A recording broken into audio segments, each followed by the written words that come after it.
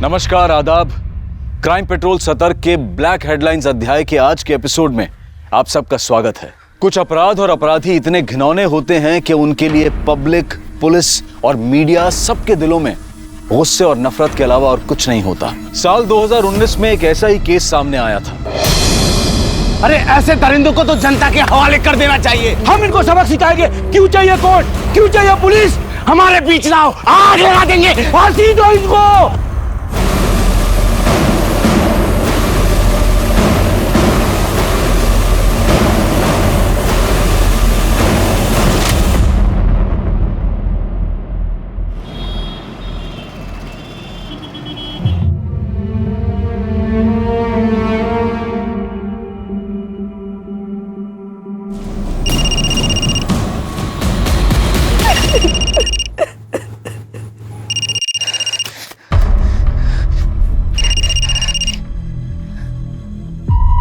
क्या है?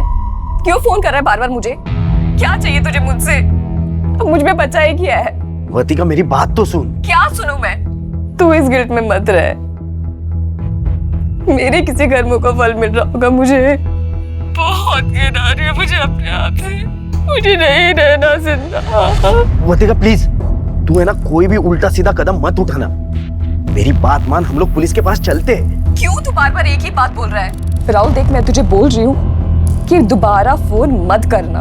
अरे हेलो हेलो वर्तिका।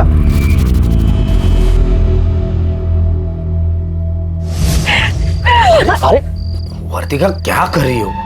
कोई देख लेगा। अच्छा, बाबू को बहुत डर लग रहा है ना? डरता वरता नहीं है तेरा बाबू किसी से।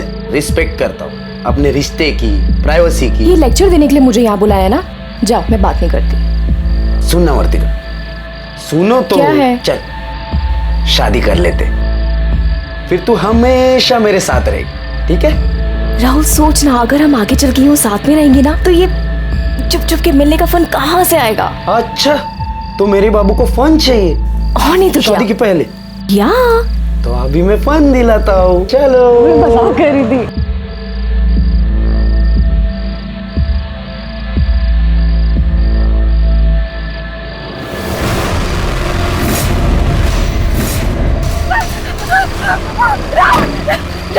वर्तिका, वर्तिका छोड़ो उसे। कौन हो तुम लोग? वर्तिका, वर्तिका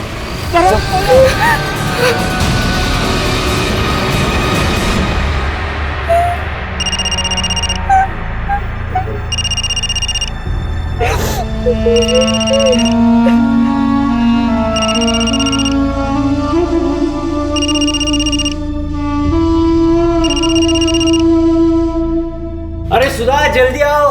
ये लो गरम गरम पूरन पोली। हाँ, वाह वाह, अरे थैंक यू। पूरा इधर लो। हाँ, ये सारी तुम। राहुल, तू भी आ। इतना परेशान क्यों लग रहा है? कुछ नहीं मम्मी, बस वो आ रहा हूँ। उसे अपनी गर्लफ्रेंड से फुर्सत मिलेगी तो आएगा ना वो। गणपत कब से पीछे पड़ा हुआ था कि तुम लोगों को मेरे हाथ की पुरनपोली खानी है, इसलिए बना दी। मामी, आप इतना अच्छा खाना बनाती हो ना, सोच रहा हूँ आपको किडनैप करके घर ही लेके जाऊँ। बदमाश। ए भाई, तुझे जब भी खाना हो ना तो यहाँ चले आना। मेरी बीबी मुझे बहुत प्यारी है। क्या? गणपत कितना लकी है तुम जैसे दोस्त पाए उसने, और हम कितने लकी हैं कि गणपत जैसा बेटा मिला हमको।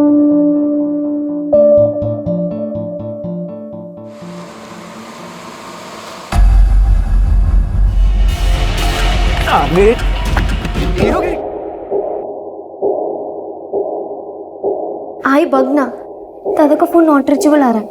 तू फिर से ट्राई कर। पता नहीं कहाँ रह गया ये। मैं तो तंग आ गई उससे। देवालाच माहिती काय काय करत असतो हा। लग रहा है क्या फोन? नहीं लग रहा। कहा था तू? हे काय? तू फिर से मारपीट करके आया? ए आई यार, अभी तू फिर से शुरू मत कर। फिर से शुरू मत कर मतलब? हाँ, तू रोज का मारपीट करके आता है। तुझे अपनी बहन और आई की थोड़ी भी फिक्र नहीं है? और कल तूने उस सुखी को मारा, क्यों करता है तू ऐसा? मेरा बस चलता ना तो मैं उसकी जान ले लेता। ऐसा क्या किया उसने? बेटा मत निकालो घर से बाहर, मत निकालो। मैं पाँव पड़ती हूँ। नहीं बेटा। सुखी, पागल हो गया तू? क्या कर रहा है ये? देख अमित, ये मेरे घर का मैटर है, तू बीच में मत पड़। अच्छा, अब समझ में आ रहा है। इस कल आई हुई औरत को देखकर तेरी लार टपक रही है ना? बीवी है वो मेरे। देख रहा है तू? तेरे जैसे जलील बेटे को पिटता हुआ देखकर भी उसे दर्द हो रहा है।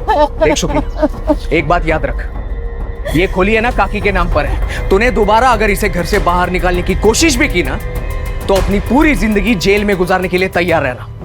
वो माँ बेटे की बीच की बात है, तुझे क्या करना है तू अपना देखना। आई, तुला नाही माहित काय झालंय, तू आज जा। तुझे तो बोलना ही बेकार है। ये जो सब कुछ चल रहा है ना, ये तेरी वजह से चल रहा है। देख इसे,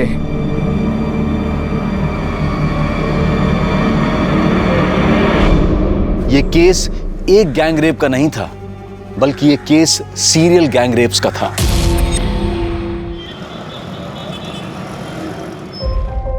दादा, दादा, वो वीडियो डिलीट कर दिया है दादा। सांग ना।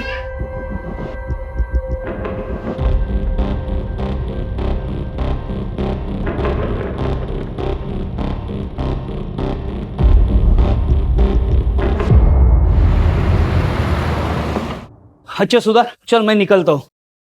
अरे रुक रुको, फाइल रह गई। हाँ मामा, हाँ, अब टिफिन लेकर क्यों नहीं जाते? रोज लंच के लिए इतने दूर आते हो। अरे इसी बहाने तेरी मामी से मिल भी लेता हूँ। रोमांस है? तू भी ना। अच्छा चलो जाओ। अरे हाँ हाँ, चलता हूँ चलता हूँ।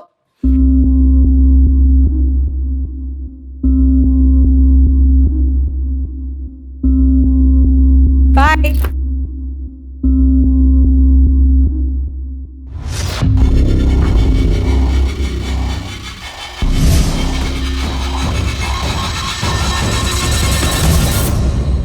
मामी रहने दीजिए, मैं धो लूंगा मेरे कपड़े। क्यों? मामी हूँ तेरी, माँ नहीं हूँ, इसलिए फॉर्मेलिटी कर रहा है? मामी मैं तो बस ऐसे ही बोल रहा था। तेरे काम करना मुझे अच्छा लगता है, और फिर हमारा कोई बच्चा तो है नहीं, जो भी है तू ही है। नहीं,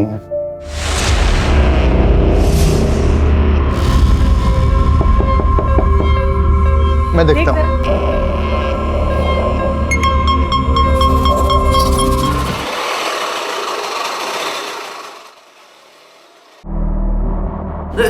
आप लोग यहाँ? अमित पता नहीं कहाँ चला गया है, तो फोन पर न उछलते, मुझे बहुत डर लग रहा है। आप कुछ कीजिए ना। नहीं, वह नहीं, परेशान मत हो। काका, बड़े साहब से बात करा दीजिए ना। पता नहीं अमित कहाँ चला गया।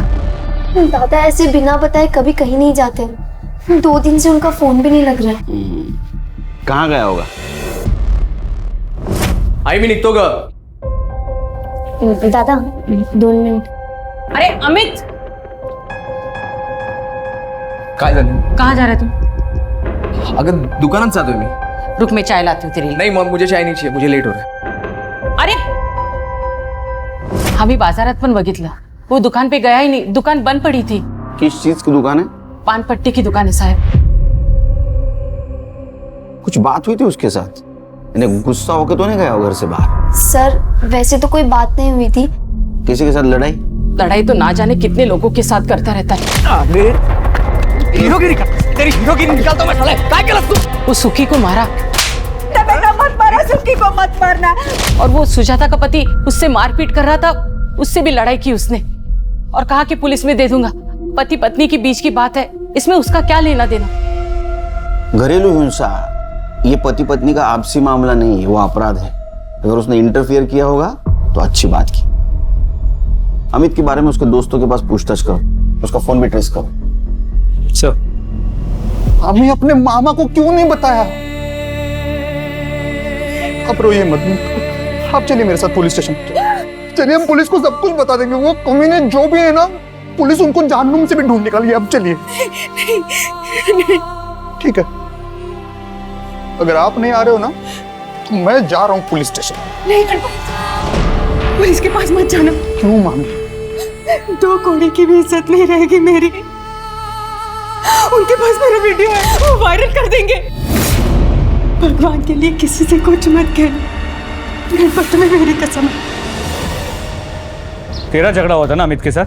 वो साहब नहीं करनी। बेटा मत मारा, सुखी को मत मारना। वो मेरे आई को मेरे खिलाफ भड़का रहा था साहब। तो तूने उसे गायब कर दिया? नहीं नहीं नहीं साहब, मैंने कुछ नहीं किया। अरे साहब, कोई मेरे घर के मामले में बोलेगा तो सर ही फोड़ेगा ना उसका साहब। मैं अरे पुलिस के सामने हुल देता है क्या? नहीं साहब, वो मेरा वो मतलब नहीं। वर्तिका, चल जल्दी से खाना खा ले। नहीं आई, भूख नहीं है।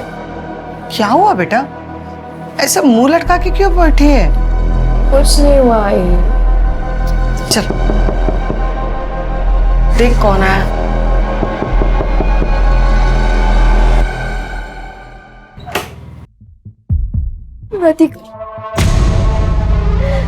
दादा को कुछ पता नहीं चला, पता नहीं दादा कहाँ चले गए।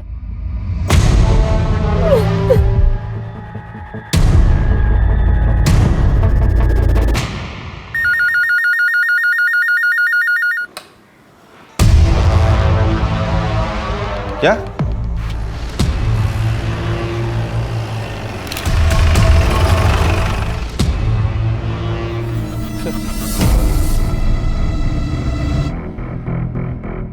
चलिए देख, ब्लड ट्रेल है, लगता है मर्डर यहाँ पे किया गया। फिर बॉडी को घसीट के वहां ले गए और जला दिया। आसपास के पुलिस स्टेशन में पूछताछ करो, कोई मिसिंग कंप्लेंट है क्या? अच्छा, आप लोगों को जरूर कोई गलतफहमी हुई, ये मेरा अमित नहीं है। डेड बॉडी के पास हमें ये 2 मोबाइल मिले। ये वाला मोबाइल तो भाई वाले मोबाइल जैसा, और दूसरा?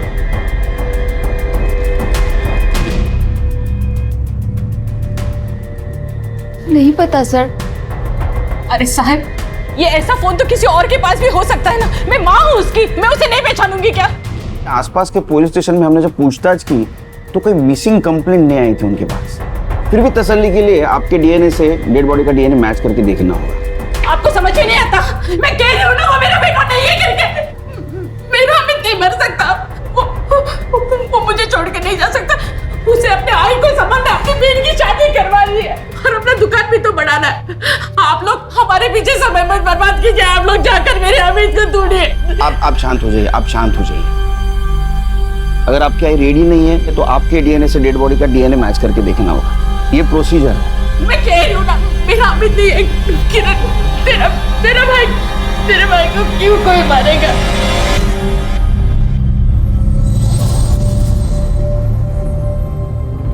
कब मिलेगी?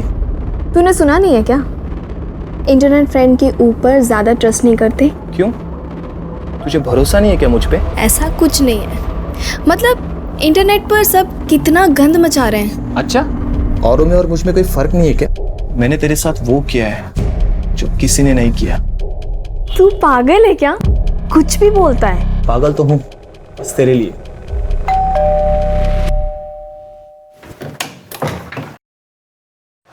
मैम, आपका पिज्जा। किसने मंगवाया? नीरू जी ने मंगवाया था। मैं पैसा लेके आती हूँ। नहीं, पेमेंट हो चुका है। ठीक है।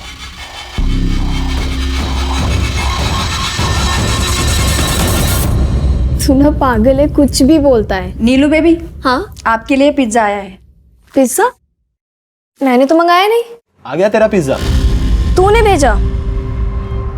अच्छा, आप इसे यहाँ रख दो। Thank you. मैं जाऊँ? हाँ हाँ, आप जाओ।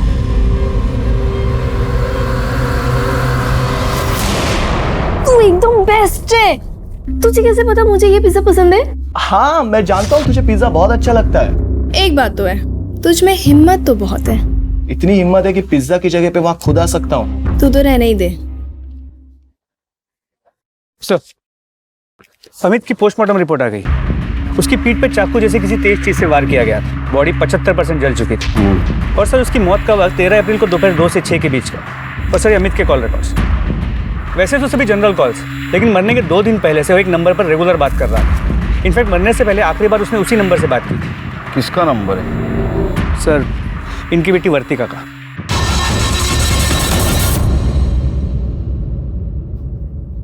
आप अमित को जानती हो? सर, इतने अच्छे से नहीं जानती। वो मेरी फ्रेंड किरण का भाई है। हाँ, लेकिन किरण ने बोला भी डीएनए रिपोर्ट नहीं आई है। तो तुम अमित को पर्सनली नहीं जानती थी।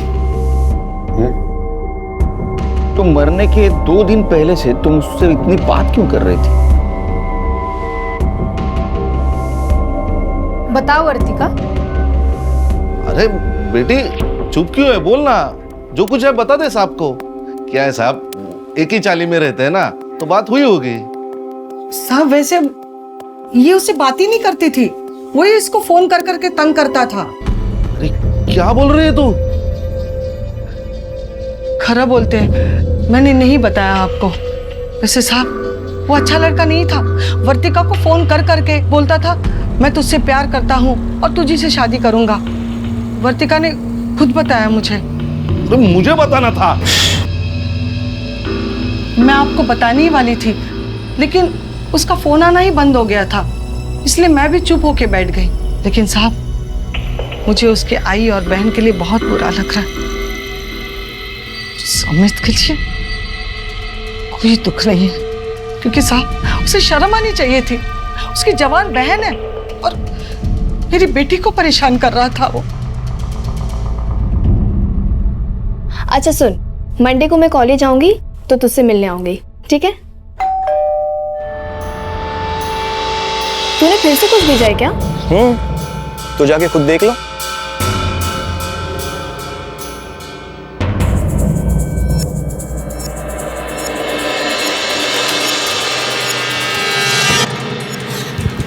तू यहाँ क्या कर रहा है? तू पागल है क्या?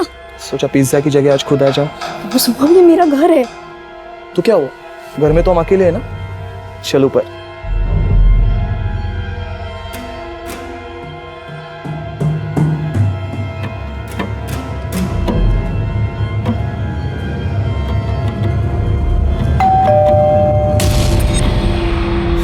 यार इस वक्त कौन आ सकता है? कहीं मॉम तो नहीं आ गई? क्या यार मर गए। यार एक काम कर, तू ना जल्दी से वॉशरूम में जाके छुप। प्लीज जल्दी जा, जल्दी जा।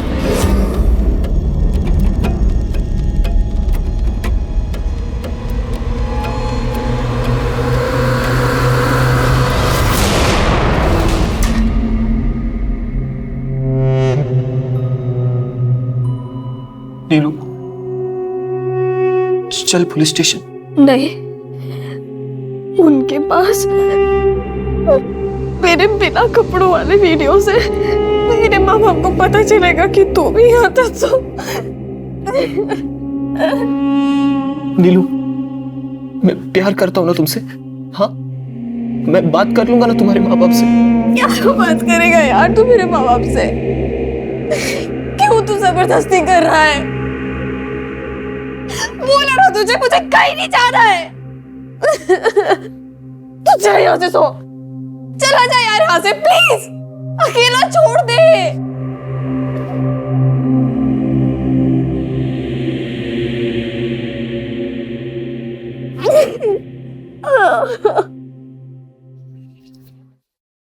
सर, जो लाश मिली थी उसकी डीएनए रिपोर्ट आ गई। अमित की है।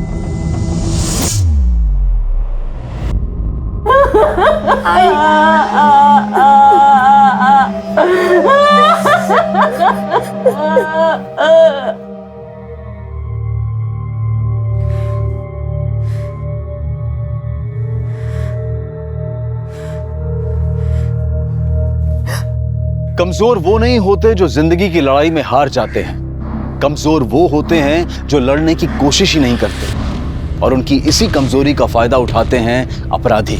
इतनी लड़कियों के साथ रेप हुआ, लेकिन कोई भी अपनी तरफ से पुलिस के सामने नहीं आई।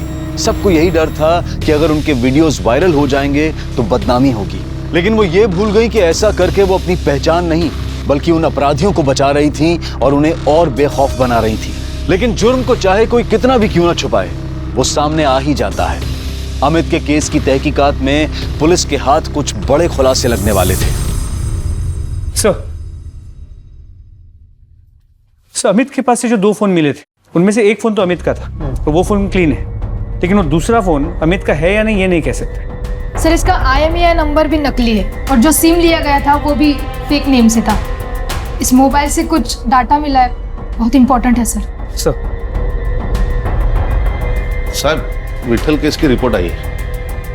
बाद में बोला था।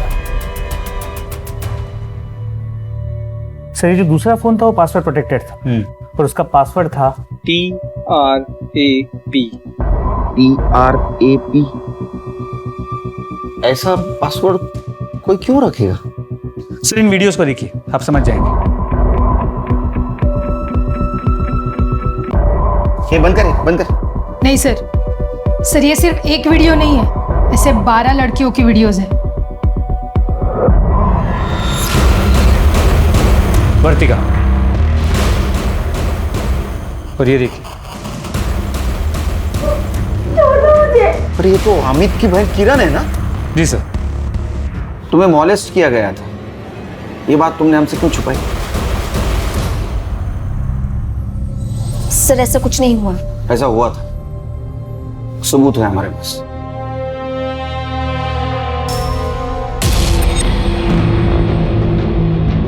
मुझे इस वीडियो के बारे में नहीं बात करना है सर।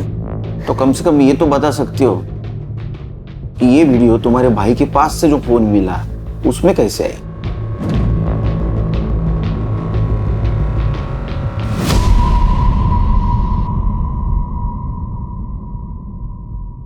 हेलो।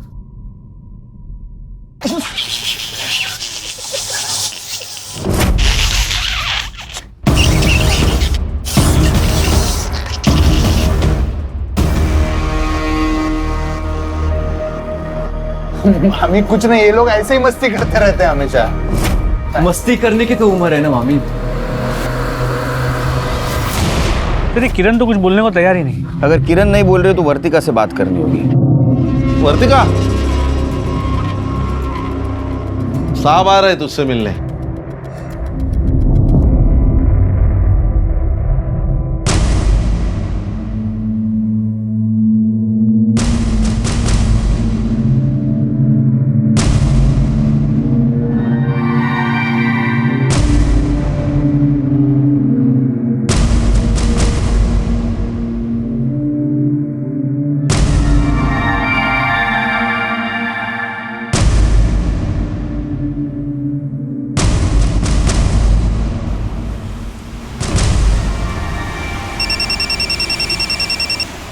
हाँ बोलो। ठीक है सर, गायतोंडे की बेटी वर्तिका ने सोशल मीडिया पे सुसाइड की पोस्ट डाली। क्या?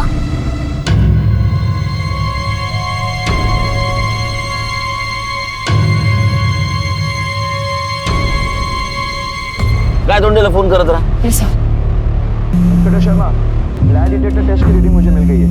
मुझे 2 दिन लगेगा सारे रीडिंग की टेस्ट करके एनालिसिस करने के लिए।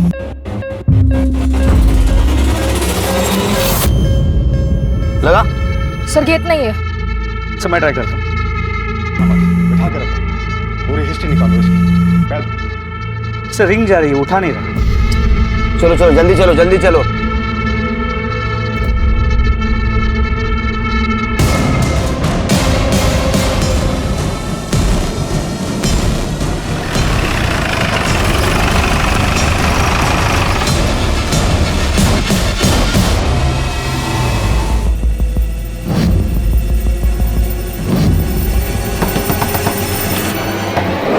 आ रहा हूँ। क्या हुआ साहब? वर्तिका कहाँ है? घर में। उसका कमरा कहाँ है? हाँ कमरा वहाँ पे है, लेकिन हुआ क्या साहब? साहब बोलो तो ना, साहब बोलो ना। दरवाजा खोलो। क्या हुआ सर? वर्तिका दरवाजा खोलो। सब मेरे पास चाबी है। जल्दी लेके आओ, जल्दी लेके आओ।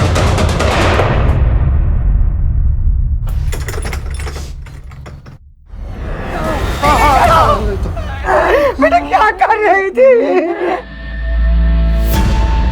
वर्तिका, तुम एक पुलिस वाले की बेटी हो, फिर भी इतनी कमजोर। तुमने सुसाइड करने की क्यों कोशिश की? अच्छा ये बताओ, अमित के मोबाइल में तुम्हारा वीडियो कैसे आया? अमित के मोबाइल में तुम्हारा वैसा वीडियो कैसे आया?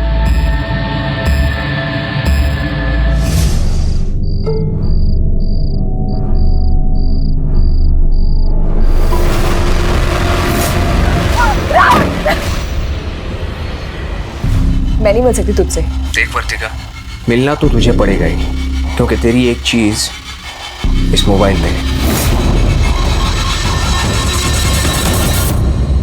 अमित ने मेरा रेप किया था।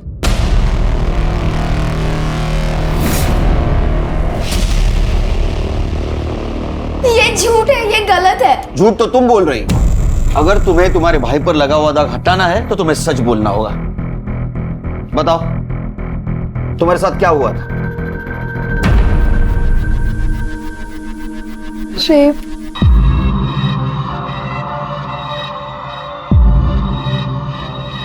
लो लो, मैंने दादा को सब कुछ सच बता दिया था। दादा को तो कुणाल पहले से ही पसंद नहीं था। दादा और कुणाल के बीच में लड़ाई भी हो गई थी। मोबाइल निकाल, मोबाइल निकाल, निकल दो, निकल दो, मोबाइल दे। और दादा फिर उसका मोबाइल लेकर आए थे। उन्होंने उसमें मुझे मेरी वीडियो भी दिखाई। सर, उसमें वृतिका का भी वीडियो था। वृतिका राहुल की गर्लफ्रेंड है और कुणाल और राहुल बेस्ट फ्रेंड है। दादा बार बार कह रहे थे कि ऐसे कैसे हो सकता है, दोनों की गर्लफ्रेंड्स और दोनों के साथ एक ही जैसा रेप हुआ हो। दादा बार बार कह रहे थे कि पुलिस कंप्लेंट करो। ये पहले क्यों नहीं बताई तुमने बात? सर, वो लोग मुझे ब्लैकमेल कर रहे थे और कह रहे थे कि वो वीडियो वायरल कर देंगे। कितने लोग थे? 3 लोग थे। मैं वहां राहुल के साथ गई थी और तुमने हमसे झूठ क्यों बोला? क्योंकि अमित बार बार कह रहा था कि राहुल उन लड़कों के साथ मिला हुआ है। अमित, अब तो तेरे पास उसका फोन है ना, प्लीज वीडियो डिलीट कर दे। कम से कम अब तो चैन से जी पाऊंगी मैं। वर्तिका, अरे हम इसे डिलीट नहीं कर सकते, यही तो सबूत है। अभी इसी वक्त तू मेरे साथ पुलिस स्टेशन चल और पुलिस को सब कुछ बता दे। चल। तू पागल हो गया है? तुझे पता है ना मेरे पापा पुलिस में, सब लोग हंसेंगे पापा पर, मुझ पर।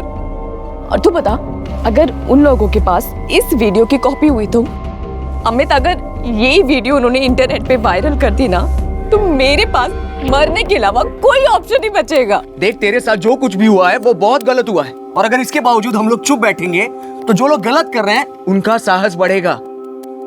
अरे आज तू उनका शिकार हुई है, कल को कोई और मासूम बनेगी। देख, मुझे ना तेरे लेक्चर नहीं सुनने हैं। अमित, जो मेरे साथ हुआ है ना, तू कभी इमेजिन भी नहीं कर सकता। प्लीज ये वीडियो डिलीट कर दे। कभी नहीं। अमित, अमित, राहुल नहीं ऐसा कर सकता, मुझसे प्यार करता है। अच्छा, तो राहुल को बचाने के लिए तुमने अमित पर आरोप लगा दिया। ये वीडियो में ऐसा दिख रहा है कि ये 3 जगह दिख रहा है। मतलब 3 रेपिस्ट्स हैं। सर, हर केस में एक बॉयफ्रेंड भी तो है। मुझे लगता है ये सीरियल रेपिस्ट है जो गर्लफ्रेंड बॉयफ्रेंड को टारगेट कर रहा है, या तो ये सब मिले हुए हैं।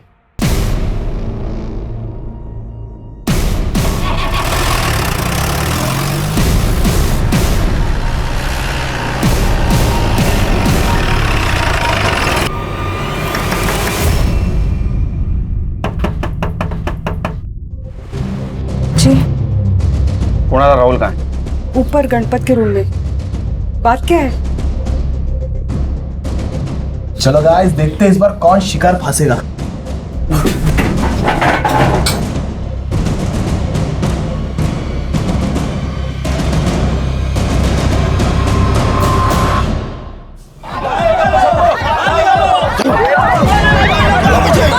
अरे जूतों से मार मार के मार डालो उनको। अरे पागलिया, ये पागलिया, एनकाउंटर कर देंगे। उनको चला, कोणी कोणी काय काय कसं कसं केलं सांगा।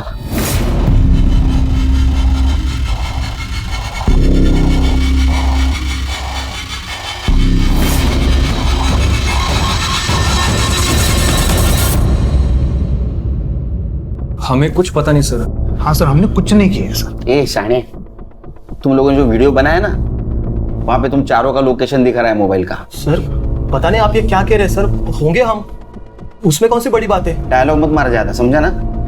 वो अमित को पता चला इसलिए तुमने अमित को मार दिया ना? सर ये क्या बोले सर आप? तो तुम लोगों ने कुछ नहीं किया? नहीं, कुछ नहीं किया सर। मोबाइल निकालो। मोबाइल करे?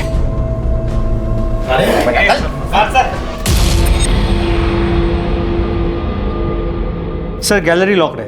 पासवर्ड? सर आप ऐसा नहीं कर सकते सर। आप बिना सबूत के हमारे मोबाइल चेक नहीं कर सकते। हाँ सर। अगर सबूत मिला ना मुझे तो पहले इतना धोऊंगा ना तेरे को। TRAP टाइप करा।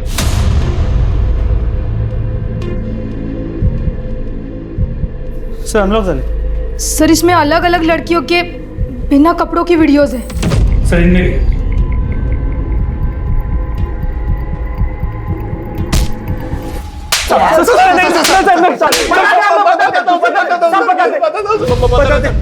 सर अरे बोल ना। हमने आज तक 25 लड़कियों के साथ ये सब किया है। मतलब आप मारो मत, सब सच बता रहे सब। मतलब हम में से कोई एक ऑनलाइन फ्रेंडशिप कर रहा था लड़की के साथ, और उस लड़की के साथ फिजिकल रिलेशन बन जाने के बाद मर्डर हम लोग ने नहीं किया सर। आई शुक्र। इन्होंने जिन जिन लड़कियों पे रेप किया है ना सबका एड्रेस लो और वीडियो चेक करो। सर अब तक 25 लड़कियां गैंग रेप का शिकार हो चुकी थी, लेकिन किसी ने भी आवाज नहीं उठाई थी। लेकिन पुलिस उन चारों रेपिस्ट के खिलाफ मजबूत केस बनाने के लिए सभी लड़कियों से पूछताछ कर रही थी। सर कोई भी लड़की सामने आने को तैयार नहीं है। कोई आए या ना आए, किरण के बयान पर हम इन्हें कोर्ट में जरूर पेश करेंगे। अपराधियों की गिरफ्तारी के साथ सीरियल गैंग रेप की जानकारी मीडिया को भी मिल गई, और मीडिया में यह बात आते ही मीडिया और जनता का प्रेशर भी पुलिस पर बढ़ रहा था।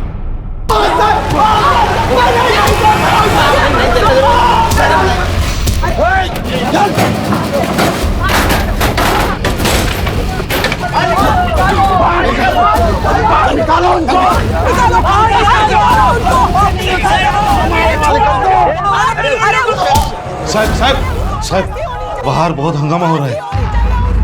तो मेरा दिल तो कर रहा है इन कमीनों को सच में भीड़ के हवाले कर दूं। नहीं सुनीता, पुलिस का काम है कानून की हिफाजत करना, कानून को हाथ में लेना नहीं। लेकिन सर इन्हें कोर्ट कैसे लेकर जाएंगे? कुछ भी हो 24 घंटे के अंदर इनको कोर्ट में पेश करना ही पड़ेगा। अरे ऐसे दरिंदों को तो जनता के हवाले कर देना चाहिए। हम इनको सबक सिखाएंगे। क्यों चाहिए कोर्ट, क्यों चाहिए पुलिस? हमारे बीच ना हो, आग लगा देंगे। फांसी दो इनको। अरे वो तो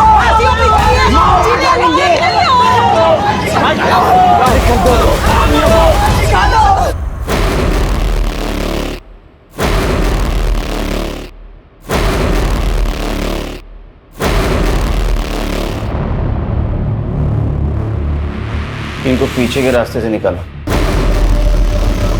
एक तरफ बलात्कार का शर्मनाक केस था और दूसरी तरफ अमित के खून की गुत्थी थी।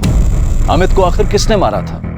क्या अमित का खून इन लोगों ने ही किया था या फिर उसके खून में किसी और का हाथ था? इन्वेस्टिगेशन के दौरान इन लड़कों ने 24 लड़कियों का नाम बताया, लेकिन 25वीं लड़की का नाम बताने को ये चारों तैयार ही नहीं थे। पुलिस ने एक बार फिर से उनके मोबाइल को अच्छी तरह से खंगाला और उन्हें वो 25वां वीडियो मिला, उनकी 25वीं शिकार।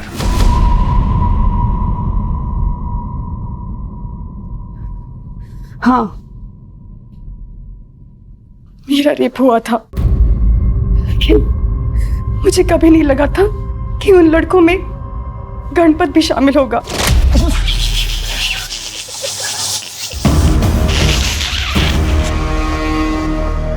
मामी कुछ नहीं, ये लोग ऐसे ही मस्ती करते रहते हैं हमेशा। मस्ती करने की तो उम्र है ना मामी। दरअसल गणपत हमारे यहाँ पढ़ने आया था। हमारा कोई बच्चा नहीं है। उसे देखते ही ऐसा लगा जैसे बेटे की कमी पूरी हो गई। लेकिन शायद मैंने उसको बेटा तो मान लिया, लेकिन उसने मुझे माँ कभी माना ही नहीं। ये कब हुआ?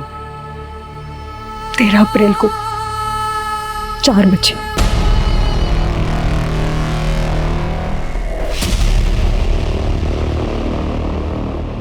तेरह तारीख को शाम 4 बजे अगर मामी का रेप हुआ था तो इसका मतलब इन्होंने अमित को नहीं मारा, क्योंकि अमित का मर्डर भी इसी दिन इसी वक्त हुआ था। उसकी लाश शहर के बाहर मिली थी। अगर इन लोगों ने मर्डर नहीं किया तो फिर कौन हो सकता है? ये अमित वर्तिका और किरण को फोर्स कर रहा था ना पुलिस में जाने के लिए, और दोनों मना कर रही थी। हो सकता है इन दोनों में से किसी ने अमित को मारा हो। एक काम करो, इन दोनों के घर का सीसीटीवी फुटेज कलेक्ट करो 13 तारीख का, और मोबाइल लोकेशन भी। सर, सुमन के साथ बात करके पुलिस को ना सिर्फ उसके साथ हुई हैवानियत के बारे में पता चला, बल्कि अमित के खूनी के बारे में भी क्लू मिला। सर, दोनों घर के बाहर की सीसीटीवी फुटेज आ गई। लगाओ।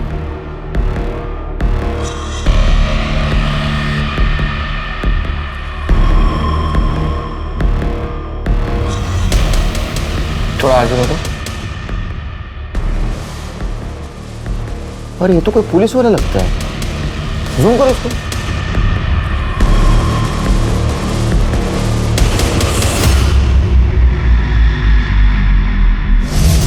सर कैसी बातें कर रहे हैं आप?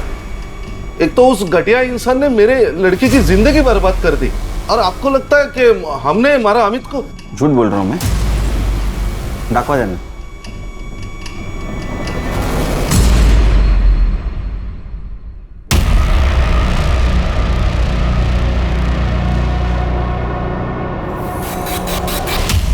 मैंने मारा। अरे क्या बोल रही है तू? मैंने मार दिया उसे।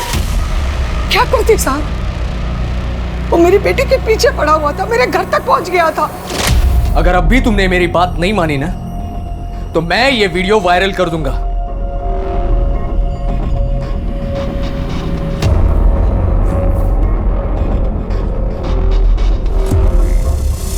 क्या बोल रहा था हर्तिका? क्या बोल के गया वो? उसके पास भी वीडियो है। कैसी वीडियो? बिना कपड़ों का, और कह रहे हो वायरल कर देगा। मैंने सोचा उसे मारकर हमेशा के लिए ये किस्सा ही खत्म कर दूं। तू जा, जा अंदर। फिर मैंने उसे वर्तिका के फोन से फोन किया और शहर के बाहर सुनसान जगह बुलाया। मैंने उसे मार डाला मैंने उसे।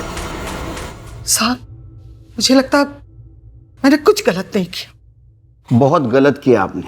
अमित एक अच्छा लड़का था, वो सबके बारे में अच्छा सोचता था। झूठ तो आपकी लड़की बोल रही थी। वर्तिका और किरण के अपराधियों को सजा दिलवाना चाहता था, लेकिन आपने सच्चाई जाने बिना उसको सजा दे दी, सजाए मौत।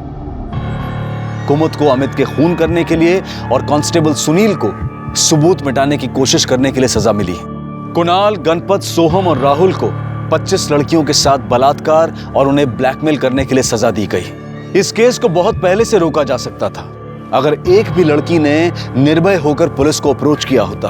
हम सबको और समाज को इन रेप विक्टिम्स को हिम्मत देनी होगी, ताकि वो बिना किसी शर्म के सबके सामने आए। हमें उन्हें यह विश्वास दिलाना होगा कि इसमें उनकी कोई गलती नहीं है, बल्कि उन दरिंदों का पर्दाफाश करने के लिए उन्हें सबके सामने आने की जरूरत है। प्यार, दोस्ती, ये सब बहुत खूबसूरत रिश्ते हैं, इसलिए किसी भी अनजान व्यक्ति के साथ ऐसा रिश्ता कायम करने से पहले उसके बारे में अच्छी तरह से जान लेना जरूरी है। अपनी प्रोफाइल पिक्चर पर अच्छी तस्वीर लगाने वाले हमेशा अच्छे नहीं होते हैं। आज क्राइम पेट्रोल ब्लैक हेडलाइंस में देखिए 2019 की एक ऐसी ब्लैक हेडलाइन जिसने पूरे देश को हिलाकर रख दिया। पुलिस वालों, काम करो, काम करो, काम करो। एक साथ अपराध के इस विभत्स रूप ने इस केस को ऐसे रंग दिए कि राजनीतिक गलियारों में भी हलचल मच गई। चारों तरफ धरने और नारेबाजी होने लगी, जिसने हिंसा का ऐसा रूप ले लिया कि चारों तरफ अशांति का माहौल पैदा हो गया।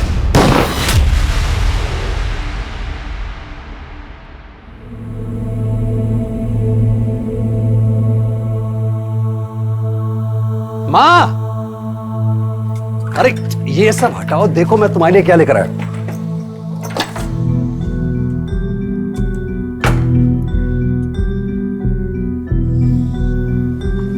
साफ दिखाई दिया? दिख रहा है ना साफ?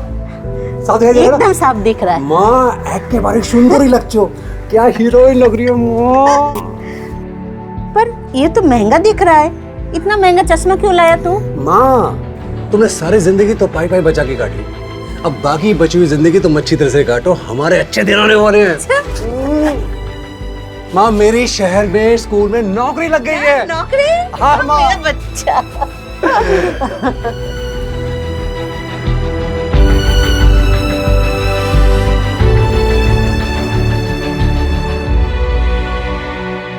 अरे माँ मैं यहाँ खुश हूँ, तू मेरी इतनी चिंता क्यों करती है? तू इतना दूर रहता है, चिंता तो होती है ना। काश तू इस बार काली पूजा में गांव आ पाता तो। अरे माँ, भाई ना कैसे आते? भाभी इतना लंबा सफर थोड़ी ना कर सकती है इस वक्त। हाँ मेरी माँ जानती हूँ। तपन बहू कहाँ है? और प्रतुल भी दिखाई नहीं दे रहा है। अरे माँ प्रतुल तो पूजा करने के साथ ही बाहर चला गया है। आपको तो पता है उसको रोकना बड़ा मुश्किल काम है।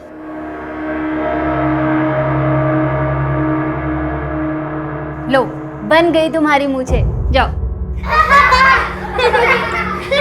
मुझे नहीं बना दानव वानव। बेटा दानव तो लड़कों को ही बनना पड़ता है, और आप तो महादानव शुंभ हो। आपको डरना नहीं है, डराना है, गुस्से से ललकारना है।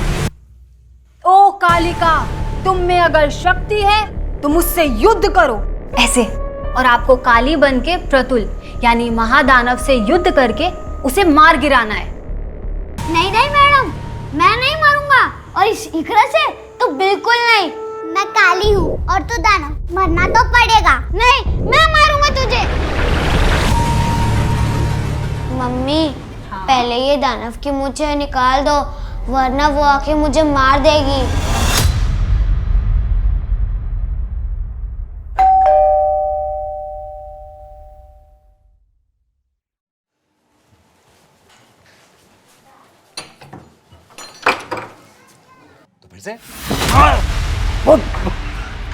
पागल है। नमस्कार, आदाब।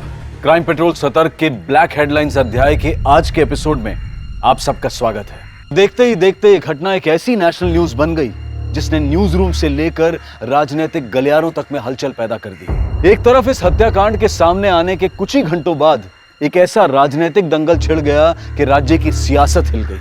पुलिस प्रशासन, पुलिस प्रशासन, तपन के हत्यारों को गिरफ्तार करो, गिरफ्तार करो।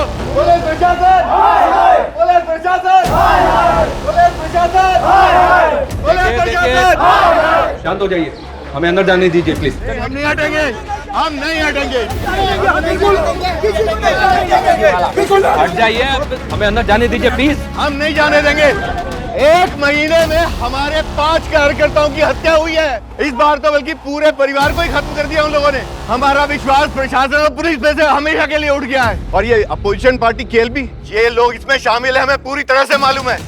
और तो और वो तुम्हारा सुजय घोष, उस पार्टी का नेता, तुम लोगों के साथ मिला हुआ है। हम नहीं जाने देंगे। प्रशासन, आरएलपी दल के लोग अपने कार्यकर्ता तपन और उसके परिवार वालों की हत्या को लेकर सड़कों पर आ गए हैं, और पुलिस वालों के कहने पर भी वो मानने को तैयार नहीं है। पुलिस प्रशासन,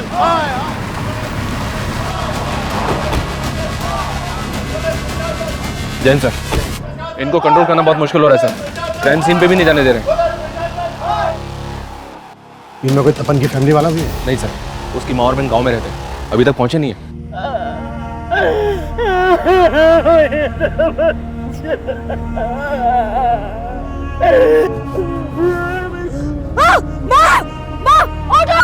ऑटो रोको। माँ क्या हुआ?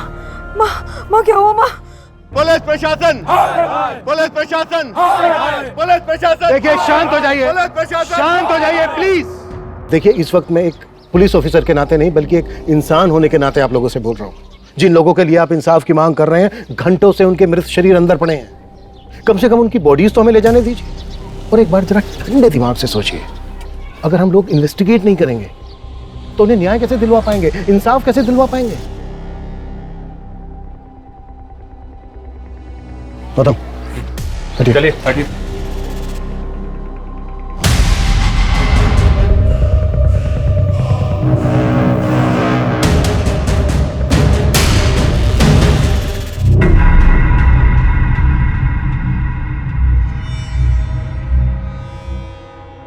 Wow, it's killing. ये होती है असली बिरयानी की खुशबू। अरे आप बिरयानी टेस्ट कीजिए, वो और भी ज्यादा किलिंग है। वाओ, इसका टेस्ट तो इतना अच्छा है ना, शब्द ही नहीं मिल रहे हैं मुझे तारीफ में। अरे क्या हुआ, आप ठीक है? कुछ नहीं, आपकी बिरयानी मेरे बच्चे को भी बहुत पसंद आई, किक मार रहा है अंदर।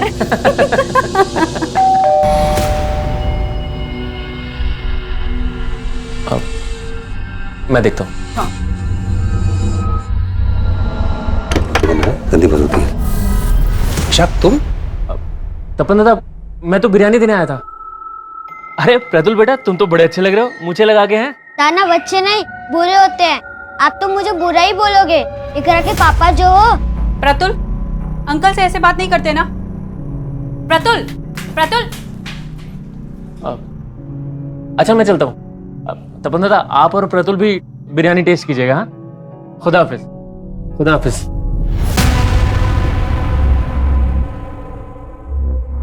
कहाँ जा रहे हो? पुलिस के सामने अपना मुंह खोला ना तो मेरा और अपनी बेटी का मरा मुंह देखोगे।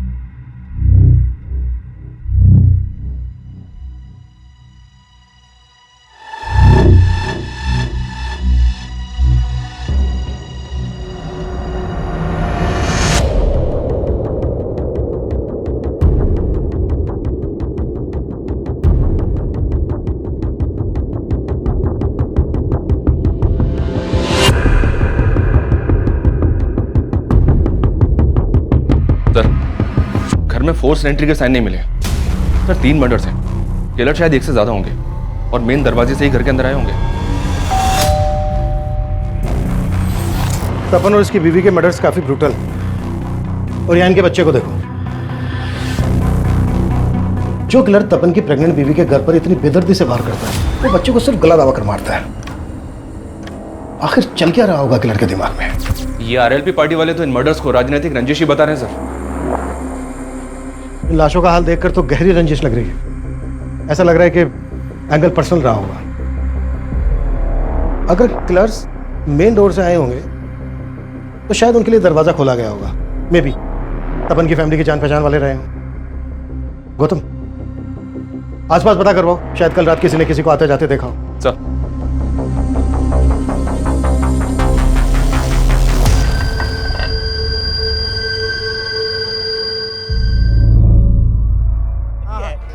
क्या शोर मचा रहे हो? क्या प्रॉब्लम है? हाँ? साहब मेरे दीदी जीजाजी है साहब। गाओ। तुम तपन के साले? हाँ साहब, सुबह टीवी में ये सब देखा। काफी महीनों से मिला नहीं हूँ। कल बस दीदी से बात हुई थी। हाँ दीदी, काली पूजा की बहुत बहुत बधाई आपको। अरे पोल्टू, तुमको भी बधाई हो। तुम खुश तो हो? अरे मैं तो डबल खुश हूँ। दूसरी बार मामा बनने वाला हूँ ना। दीदी, जीजाजी कहाँ है? अरे वो घर पे नहीं है, तू उनके नंबर पे कॉल कर ले। फिर मैंने जीजाजी को फोन किया लेकिन उन्होंने उठाया नहीं। कल कब की बात है ये? करीब शाम को 7 बजे होंगे। तपन की माँ और बहन कहाँ है? वो आ ही रहे थे साहब, लेकिन जीजाजी की माँ रास्ते में बेहोश हो गई।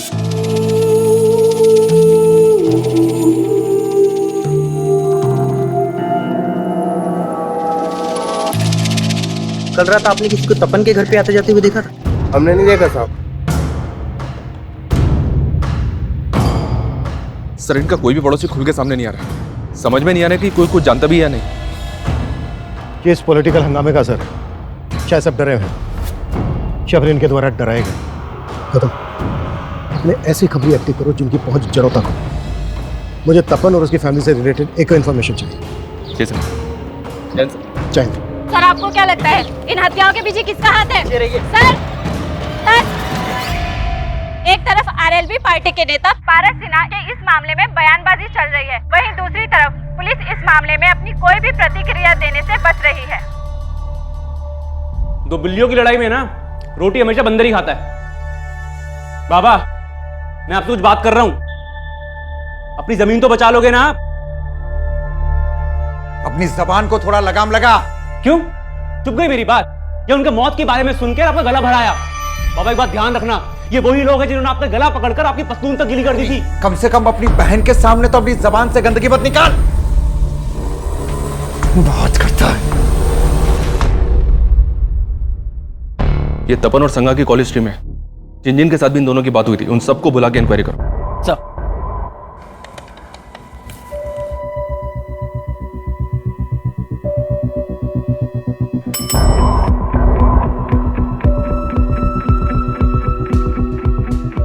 तपन को क्यों कॉल किया था? सर, तपन दादा को मैं जानता हूँ और उस दिन मैंने सिर्फ काली पूजा की बधाई देने के लिए उनको फ़ोन किया था। उस दिन तपन जी और मैंने एक दूसरे को काली पूजा की बधाई दिए थे। हो सकता है काली पूजा का बहाना लेकर कोई सच छुपा रहा हो। हम किसी को हल्के में नहीं ले सकते। तपन और संगा के कॉल रिकॉर्ड्स में जितने लोग भी हैं उनको इन्वेस्टिगेट करो। तुमने बताया कि कत्ल वाले दिन तपन की माँ की भी तपन से बातें हुई थी। जी सर, लेकिन तपन की माँ और बहन से हमारी बातचीत नहीं हो पाई है। हालांकि तपन की माँ को हॉस्पिटल से छुट्टी मिल गई है, पर वो लोग अभी काफ़ी सदमे में हैं सर। लेकिन हमारा उनसे बात करना भी बहुत ज़रूरी है। हो सकता है हमें उनसे कोई हिंट मिल जाए। तपन एक स्कूल में क्लर्क था, तो आरएलवी पार्टी से कैसे जुड़ा? डिटेल्स निकलवा रहा हूँ सर, अपने खबरी काम पे लगे हुए हैं। एक तरफ तपन के परिवार की हत्या को लेकर सियासी तूतू में बढ़ रही थी, और वहीं दूसरी तरफ पुलिस को लग रहा था कि तपन उस राजनीतिक दल का कार्यकर्ता ही नहीं था जिस दल के कुछ लोग इस सारे मुद्दे को इतना तूल दे रहे थे। हत्यारे को फांसी दो, फांसी दो, हत्यारे को फांसी दो, फांसी दो। हमारी पूरी हमदर्दी है उस परिवार के साथ, लेकिन आरएलबी पार्टी की यह गलत रवैया इस राज्य का माहौल खराब कर रहा है। तो क्या राजनीतिक षड्यंत्र की आड़ लेकर इन हत्याओं के असल मकसद को दबाया जा रहा था? और अगर ऐसा था तो वो असल मकसद क्या था? केस इतना बड़ा हो गया था कि तपन के परिवार को जानने वाले अड़ोसी पड़ोसी भी खुलकर गवाही नहीं दे रहे थे, लेकिन उन्हें भरोसे में लेने की कोशिश पुलिस लगातार कर रही थी, लेकिन कोई सामने नहीं आ रहा था। और पुलिस जल्द ही तपन की मां और बहन से भी मिली। सर, उस दिन भाईना और भाभी से बात हुई थी। अरे माँ, मैं यहाँ खुश हूँ, तू मेरी इतनी चिंता क्यों करती है? तू इतना दूर रहता है, चिंता तो होती है ना। भाभी से बात कराइए ना।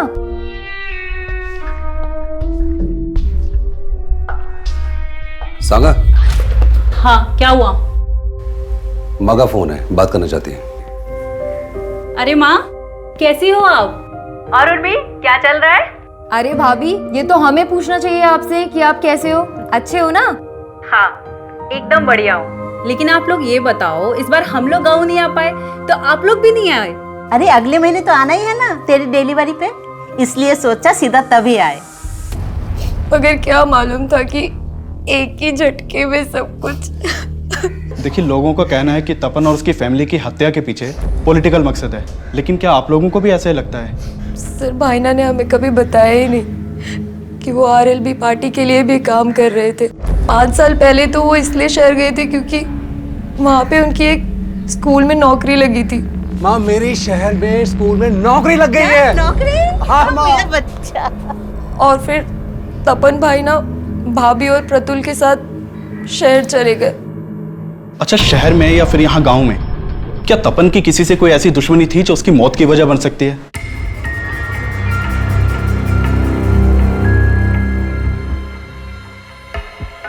सर, तपन के घर से जो सामान मिला था उसमें डायरी भी थी, इस पे तपन की बीवी का नाम लिखा हुआ है, उसी की होगी। हाँ, देखी थी ये डायरी मैंने। क्या लिखा है इसमें? सर, डायरी को देखकर ऐसा लग रहा है जैसे वो इसे रोज लिखती होगी। इसमें काफी कुछ ऐसा है जो किसी अफेयर की तरफ इशारा करता है। अफेयर? जी सर।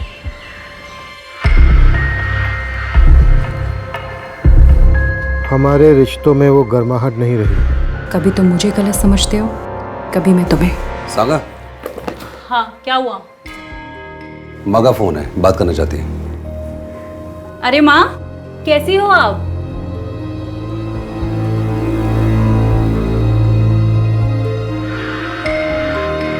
ना कभी तुम कुछ बोल पाते हो और ना कभी मैं।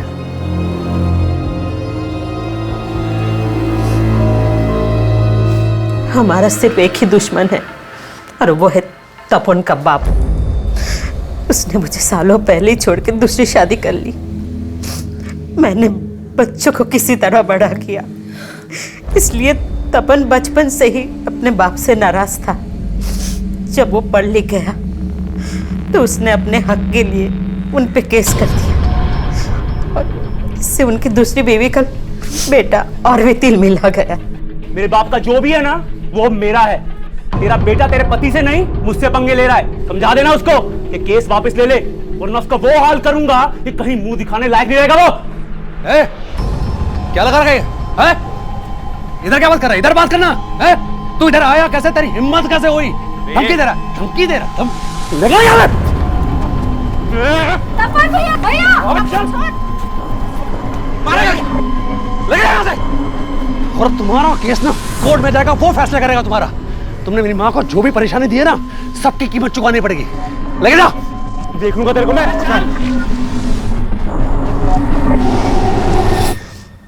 आखिरकार हमने केस जीत लिया था और अदालत ने हर जाने के साथ साथ उनकी आधी जायदाद हमारे नाम करवाने का फैसला सुनाया था। तो आप लोगों को ऐसा लग रहा है कि तपन और उसके बीवी बच्चे को मारकर उसने आपसे बदला लिया?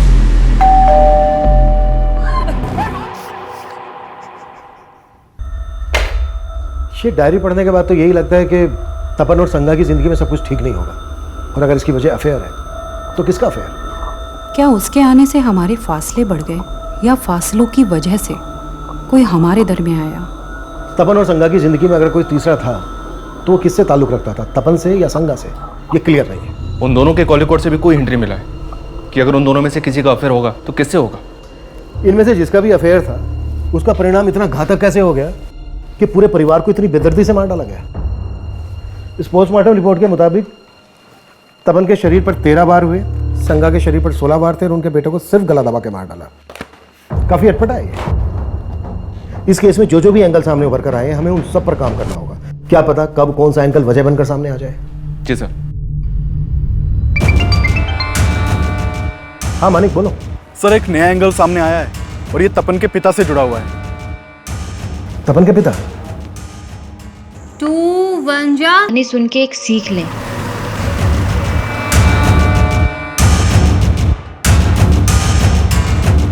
अरे कहाँ गुल खिलाकर आए हो आप, जो आपके पीछे पीछे पुलिस भी आ गई यहाँ पर?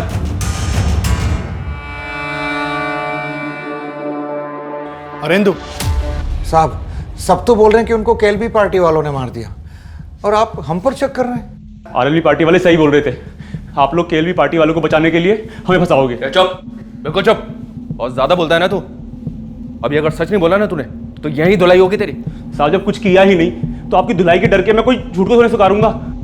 साहब माना कि पहले भूल हो गई थी, लेकिन कोर्ट के आदेश के अनुसार मैंने अपना आधा हिस्सा दे दिया था उन्हें, पर वो तपन पूरी जमीन हड़पना चाहता था। पूरी जमीन? हाँ साहब, पूरी जमीन। जमीन बिकी नहीं थी, आधा हिस्सा उनका था।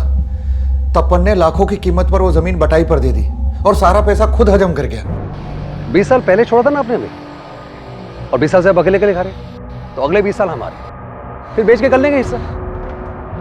ऐसा मत बोल। अरे बेटी भी आनी है मुझे। तो मुझे भी अपनी बहन भी आनी है।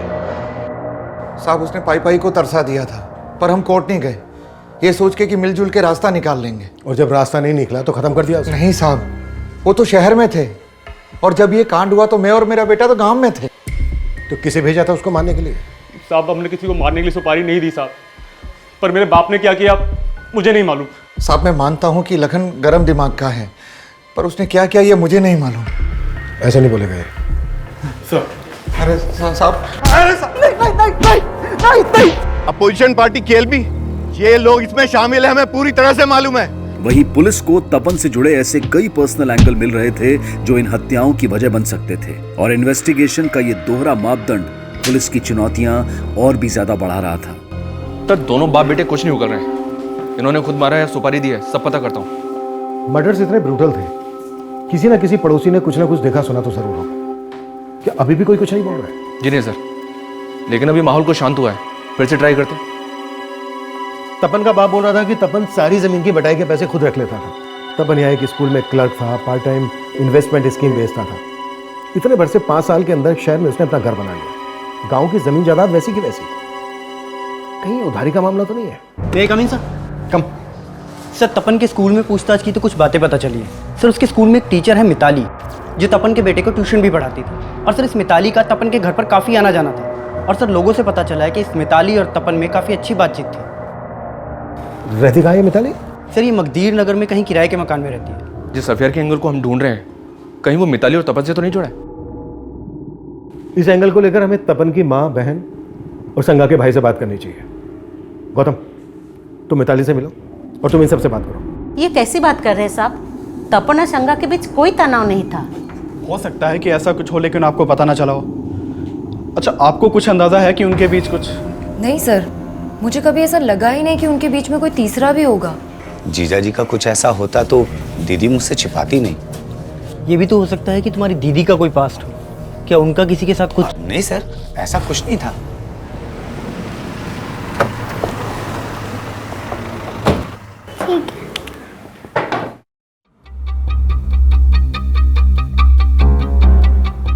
सर काली पूजा वाले दिन ही मैंने आखिरी बार तपन जी और प्रतुल को देखा था। मैं काली हूँ और तू दानव, मरना तो पड़ेगा। नहीं, मैं मारूंगा तुझे। उठो बेटा, उठो, अब उठो, उठो उठो उठो उठो। ये क्या करते बेटा आप? मुझे घर जाना है। फिर वो प्रतुल को ले गए और अगली सुबह उन सबके मर्डर का पता चला। देखिए, हमें पता चला है तपन और संगा का रिलेशन ठीक नहीं चल रहा था। आपका तो उनके घर भी आना जाना था, इसकी हिंट तो होगी आपको। नहीं सर, मुझे तो कभी ऐसा कुछ नहीं लगा। जब भी उनके घर जाना होता था दोनों खुश ही लगते थे। प्रतुल ने जब से आपकी क्लास ज्वाइन की है ना, बहुत अच्छा कर रहा है। अच्छा तो करेगा ही, आपने टीचर जो ऐसी चूज की है। ठीक है, जरूरत पड़ी तो हम आपसे दोबारा बात करेंगे। सर एक मिनट।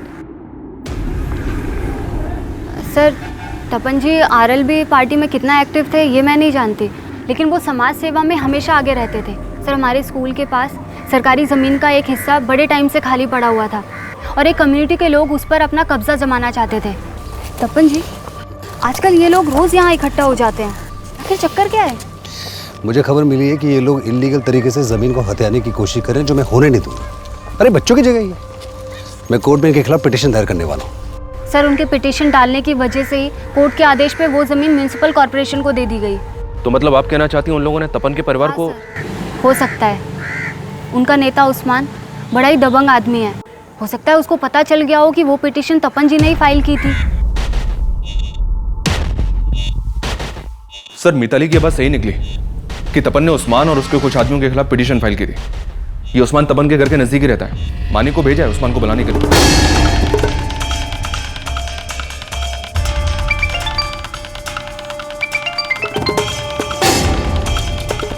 हाँ मानिक। सर उस्मान के घर पे एक हफ्ते से ताला लगा है और उसका नंबर भी बांधा रहा है। सर उस्मान को जानने वाले कुछ लोगों से मैंने बात की, वो भी नहीं जानते कि उस्मान है कहाँ पे।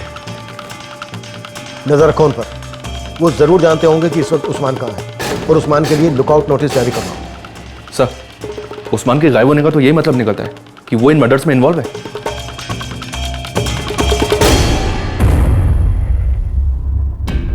इस केस में हम अफेयर वाले एंगल को भी रूल आउट नहीं कर सकते।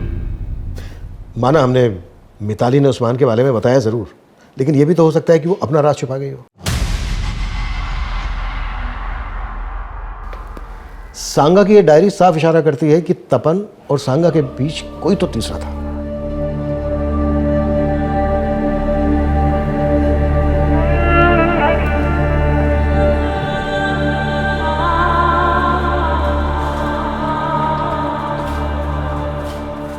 कहाँ भाग रही थी?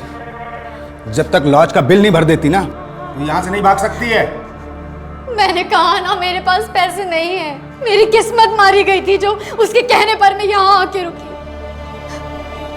उसने कहा था कि काली पूजा की रात वो यहाँ आ जाएगा, पर अभी तक नहीं आया। काली पूजा से 15 दिन हो गए हैं और 15 दिन के मुझे पैसे चाहिए, समझी? बंद करो इसकी खिदमत, कोई जरूरत नहीं है फालतू बिल बढ़ाने की, समझे? और निगरानी रखना। सर मैंने तपन और उसकी बीवी के बैंक ट्रांजैक्शन चेक किए। 2 महीने पहले तक उनके अकाउंट में काफी पैसा था, लेकिन अब उनके अकाउंट में काफी कम पैसा है। और एक बात, संगा के अकाउंट से सुब्रतो बनर्जी के अकाउंट में लगातार हजारों रुपए ट्रांसफर हो रहे थे। ऐसा क्या है जो एक हाउसवाइफ इसके अकाउंट में इतना पैसा ट्रांसफर कर रही थी? है कौन ये?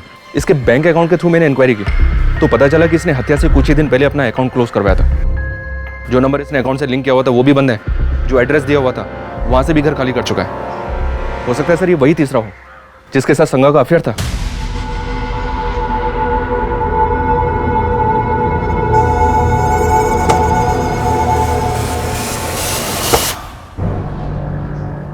कहीं ऐसा तो नहीं है कि सुब्रतो बनर्जी संगा को किसी वजह से ब्लैकमेल कर रहा है? इस सुब्रतो बनर्जी के लिए तलाश शुरू करवा दी मैंने सर। और उस्मान, उसका कुछ पता चला? फिलहाल तो नहीं, उसकी भी तलाश जारी है। सुब्रतो और उस्मान ऐसे सस्पेक्ट बनकर सामने आए थे जो फरार थे। इसका एक राज अब तपन के पड़ोसियों से भी सामने आया। आखिरकार कुछ लोग बयान देने के लिए अब सामने आए थे। बोलिए सर। हम पहले से कहना चाहते थे, लेकिन तब माहौल ऐसा था कि हम डर रहे थे। क्या बोलना चाहते थे आप लोग? साहब काली पूजा वाली रात एक आदमी को उनके घर के बाहर देखा था। पहले वो मुझे देखकर रुक गया था, पर मैं अपनी सब्जी की थैली बाइक पर भूल गया था। बाद में मैं आया तो देखा कि वो तपन के घर की बेल बजा रहा था। कौन था वो आदमी? उसको पहले कभी देखा था यहाँ? साहब उस वक्त रात में तो बहुत अंधेरा था, कुछ दिखाई तो नहीं दिया, लेकिन हाँ साहब उसने वाइट कुर्ता पहना हुआ था।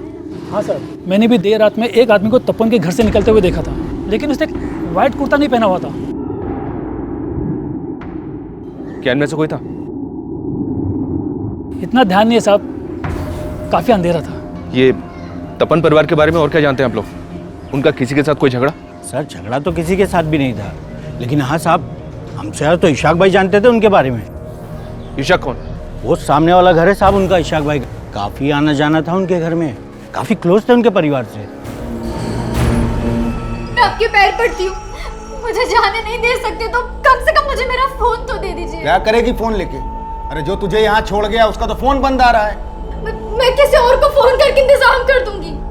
अभी तक इतने दिनों से बोल रही थी कि उसके अलावा तेरा कोई नहीं है, अब किससे करेगी फोन? चुपचाप यहीं बैठ।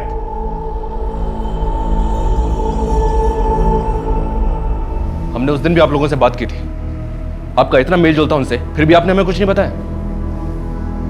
अरे सर कुछ पता होता तो बताते ना, हमने कहा ना हमने उस रात कुछ नहीं देखा। लेकिन तपन और उसकी फैमिली के बारे में तो काफी कुछ पता होगा ना?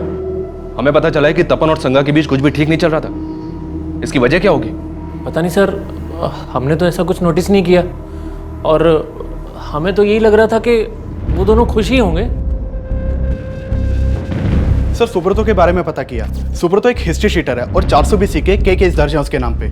सर सुब्रतो लोगों का पैसा पोंजी स्कीम में लगवाता था और फिर गायब हो जाता था। अलग अलग शहरों में अलग अलग नाम से कई बैंकों में अकाउंट मिला है उसका और सब काफी समय से वांटेड है। तो क्या इसने संगा के साथ भी फ्रॉड किया होगा?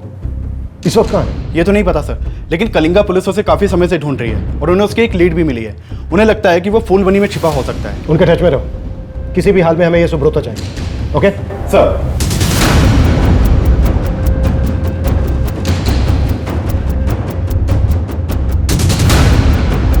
सर अगर अफेयर का एंगल है तो शायद ईशा या तबस्सुम में से भी किसी का तपन या संगा से अफेयर हो सकता है। जिन दो आदमियों को पड़ोसी ने देखा था उनकी आइडेंटिटी पता करने पर ज्यादा जोर दो। उन लोगों ने उसे ठीक से नहीं देखा था सर, फिर भी ट्राई कर रहा हूँ स्केच बनवाने के लिए। तपन के घर के बाहर देखे गए अनजान आदमी का स्केच बनवाने की पुलिस ने कोशिश तो की, लेकिन जो स्केच बनकर सामने आया उसको पहचान देना नामुमकिन नजर आ रहा था। सर उस्मान के बारे में पता चला है। ये उस्मान इशाक की बीवी तबस्सुम का दूर का रिश्तेदार भी है।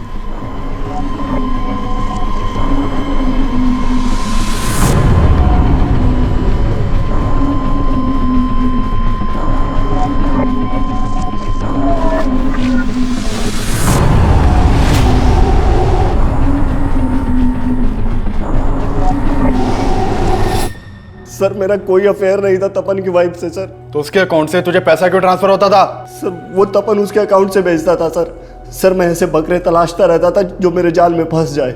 मैंने उसको एक फेक स्कीम सुनाई थी और मेरे जाल में फंस गया। देखो दादा, ये ऐसा इन्वेस्टमेंट प्लान है कि राउंड अप में इंटरेस्ट मिलता है इस पे। 2 साल का स्कीम है, आपके पास जब जब पैसे हो तब तब इन्वेस्ट करते रहना। 18% ब्याज के साथ सारा पैसा वापस मिलेगा। अच्छा जी दादा, और मैं चाहता हूं कि आप इसमें इन्वेस्ट जरूर करो। लेकिन सर वो मेरे लालच के बाद मेरे जाल में फंस गया और मैं जितना पैसा वसूल सकता था मैंने वसूला। लेकिन सर आप मेरा विश्वास कीजिए सर, मैंने किसी को नहीं मारा सर, मैं सच बोल रहा हूं सर, मैंने किसी को नहीं मारा। तपन, उसकी बीवी संगा, उनका बेटा प्रतुल, सबसे जुड़े ऐसे कई रहस्य थे जो इस केस को लगातार उलझा रहे थे। तपन के पिता अरेंदु, उनका बेटा लखन, उस्मान, सुब्रतो, इशाक और तबस्सुम, ये सभी सस्पेक्ट थे, लेकिन इनके अलावा भी कई नाम और चेहरे थे जिनसे पुलिस का अभी तक परिचय नहीं हुआ था। और इन सब के बीच पुलिस को एक बड़ी कामयाबी मिली, उन्हें मर्डर वेपन मिला। सर ये थैली में ये खून से सना हुआ कुर्ता मिला है सर। इस कुर्ते में सब जगह खून लगा हुआ है और सर एक कोयता मिला है, इसमें भी काफी खून लगा हुआ है। सर ये सारा सामान यहाँ डंप किया गया था। आइए सर इस सब सामान को इस थैली के अंदर डाल के इस पत्थर के पीछे यहाँ डंप किया गया था। सर आदमी सुबह यहाँ से जा रहा था, इसने ये थैली देखी और हमें इन्फॉर्म किया। सर ये जगह तपन के घर से ज्यादा दूर नहीं है। एक विटनेस ने बताया था कि हत्या वाली रात को एक आदमी व्हाइट कुर्ते में तपन के घर के बाहर देखा गया था। ये कोयता मर्डर वेपन हो सकता है सर। उस रात एक आदमी व्हाइट कुर्ता पहनकर तपन के घर के अंदर गया, तो फिर से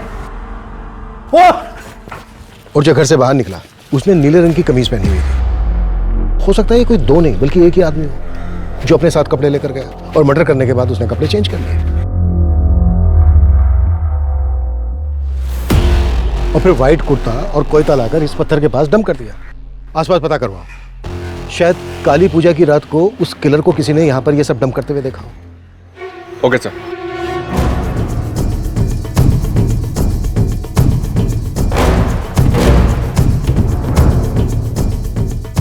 हाँ साहब, काली पूजा की रात मैंने एक आदमी को वहां देखा था। रात देर हो गई थी, मेले से वापस आ रहा था, उसी समय मेरी नजर उस पर पड़ी।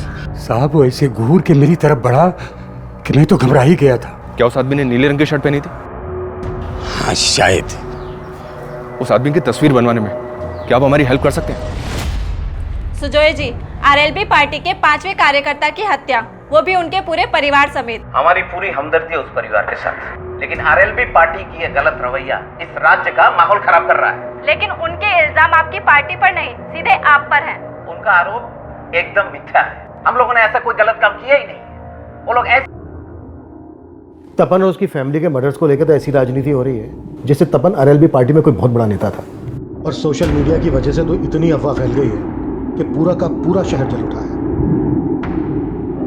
सर, ये तपन स्कूल में क्लर्क होने के साथ साथ लोगों को इंश्योरेंस और इन्वेस्टमेंट स्कीम्स भी बेचा करता था। इसने आरएलबी पार्टी के कई लोगों को ऐसी स्कीम्स बेची थी, इसलिए पार्टी दफ्तर में इसका आना जाना था। लेकिन मैं जब पार्टी नेता पारस सिन्हा से मिला तो उसने बोला तपन ने हमारी पार्टी ज्वाइन की थी। तपन ही क्या, मैं और हमारे सारे कार्यकर्ता बहुत से काम करते हैं। इसका मतलब ये नहीं कि हम पार्टी में नहीं हैं। लेकिन जिस तरह का ये माहौल पैदा किया जा रहा है उससे तो ऐसा ही लग रहा है कि कहीं इन मर्डर्स का मकसद पॉलिटिकल माइलेज हासिल करना तो नहीं है। माइलेज तो मिल रहा है सर, आरएलबी पार्टी और उसके नेता पारस सिन्हा को। तो क्या इन मर्डर्स में या फिर ये मर्डर्स किसी और मकसद के लिए हुए हों और ये इसे अपने फायदे के लिए इस्तेमाल कर रहे हैं? जो भी है, हम सुजय और उसकी पार्टी के लोगों को क्लीन चिट तो नहीं दे सकते।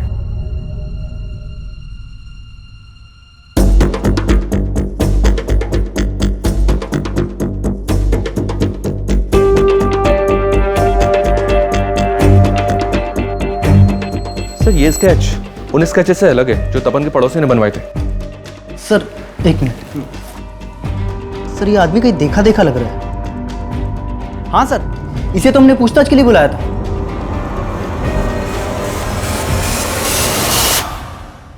इसका नंबर तपन के कॉल रिकॉर्ड्स में था। रिकॉर्ड्स लेके आओ सर। ये देखिए सर, इसका नाम बादल है, इसका फोन नंबर और एड्रेस दोनों है हमारे पास। आप जिस नंबर को डायल कर रहे हैं वो इस समय स्विच ऑफ है। फोन बंद है सर। इस बादल का एड्रेस चेक करो, देखो सही है क्या। इसके एक एक डिटेल चाहिए और उस्मान का पता भी जल्द से जल्द लगाओ। सर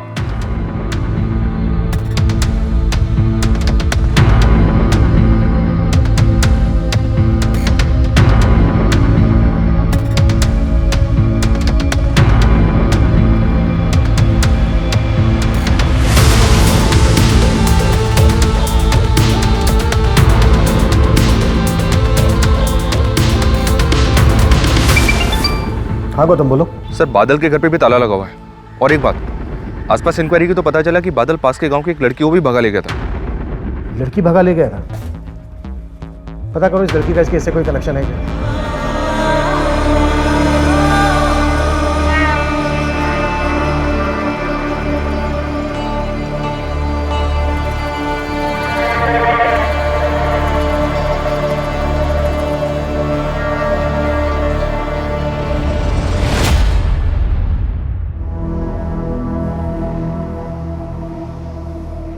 मैं खाला के यहाँ जा रही हूँ, लेकिन तुम घर से बाहर निकलने की सोचना भी मत। इकरा, जी अम्मी। तुम्हारे अब्बू घर से बाहर निकले तो फौरन मुझे फोन करना।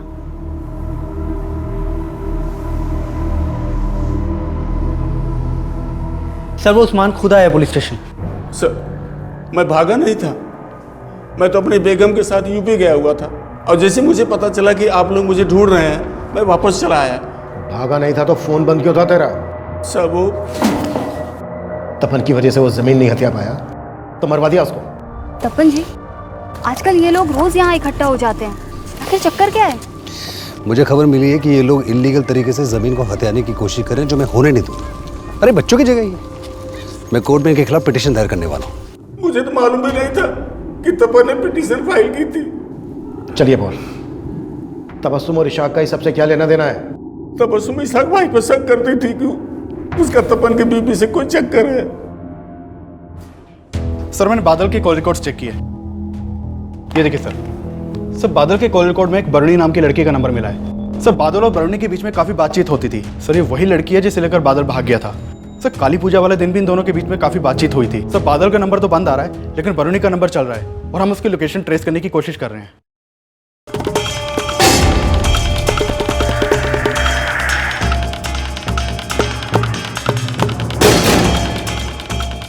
देखिए मुझे अभी से ले जाने दीजिए, मेरे पास अभी पैसे नहीं है। मैं आपको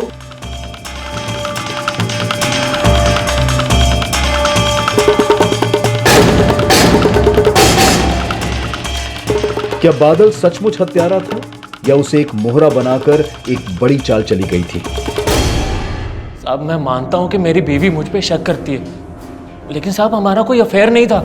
मैं उनको बोलता भाभी था लेकिन मानता बहन जैसी था साहब। लेकिन तबस्सुम तो तुझ पे शक करती थी, तो क्या उसने उस्मान को बोल के? नहीं साहब नहीं, तबस्सुम पे मुझे शक नहीं है, लेकिन हाँ उस्मान पे मुझे पूरा शक है साहब, क्योंकि वो जिस जमीन पर कब्जा करने वाला था ना, उसके बारे में तपन दादा को मैंने बताया था, जिसके बाद तपन दादा ने पिटीशन फाइल की थी।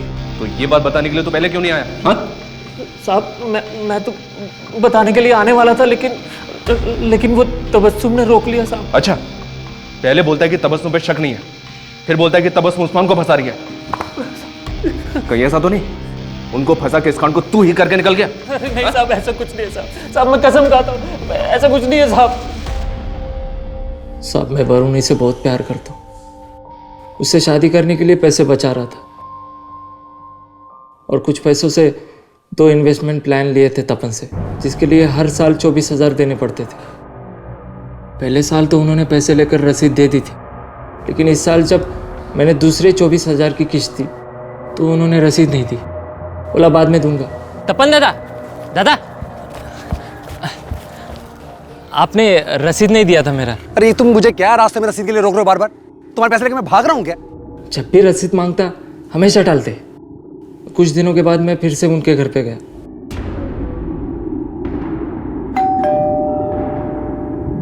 नमस्ते भाभी। तुम फिर आ गए? वो तपन जी से मिलना था मुझे। अरे कितनी बार तुमसे बोला यहाँ मत आया करो, बार बार मुंह उठा के चले आते हो। भाभी को परेशान कर रहा है, क्यों आया तू यहाँ पर? दादा आपने बोला था आज आप मुझे रसीद दे दोगे, दे दो ना मेरी रसीद। अरे तुझे मैंने कहा है ना कि रसीद बन जाएगी तो तुझे बुला के दे दूंगा ना। आप मुझे पैसे नहीं दे रहे, रसीद नहीं दे रहे, इसका मतलब आप मुझे धोखा दे रहे। मैं धोखा दे रहा हूँ? तो कौड़ी का आदमी नगदान बताना यहाँ पर। साहब तपन और उसकी बीवी ने मुझे बहुत बेइज्जत किया था साहब। उस दिन ऐसा लगा कि वो तपन जिसने पैसा जोड़कर आज ये मकाम हासिल किया था, उसे मुझ जैसे एक छोटे से इंसान के मेहनत के पैसे की कोई कदर ही नहीं। मेरा माथा ठनक गया साहब और मैंने सोच लिया कि मैं इन दोनों को बताऊंगा कि एक छोटा सा इंसान अपनी मेहनत की कमाई के लिए क्या कर सकता है। तो फिर से सिर्फ 24,000 रुपए के लिए तूने तपन और उसके पूरे परिवार को मार डाला। तपन तुझे रसीद नहीं दे रहा था ना, उसके 8 साल के बच्चे की क्या गलती थी? उस मासूम को क्यों मारा तूने? और उसके अजन्मे बच्चे को भी मार डाला जिसने भी जन्म नहीं लिया था, कोख में था, उसकी क्या गलती थी?